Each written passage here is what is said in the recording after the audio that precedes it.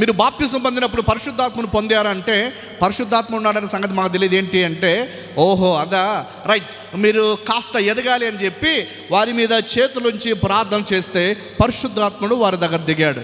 మొట్టమొదటిగా మేడగదిలో పరిశుద్ధాత్మ దిగిన సందర్భాన్ని మనం చూస్తాం.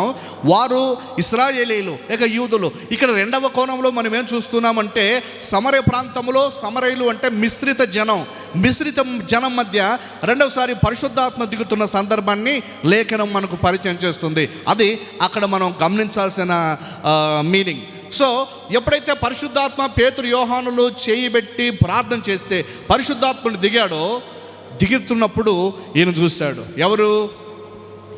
గారడి సీమోను చూస్తాడు. గారడి సీమోను చూసి, అర్రే రే రే రే రే రే, నేను చాలా గారడీలు చేశాను, కానీ ఏంటి చేయి పెడితేనే వీళ్ళంతా కదిలింపబోతూ ఉన్నారు, చేయి పెడితేనే వీళ్ళ మీద తెలియని శక్తి ఒకటి వచ్చి తాకుతూ ఉంది అని గారడి సీమోను విభ్రాంతి పొందాడు. గారడి సీమోను విభ్రాంతి పొంది ఎవరైతే ప్రార్థన చేసి ఉంటారే పేతురు యోహాను గారి దగ్గరికి వచ్చి మరలా సపరేట్గా వచ్చి, అయ్యా ఒక మాట ఏంటంటే, మీరు చేతులు పెట్టినప్పుడు ఎలా పరిశుద్ధాత్మను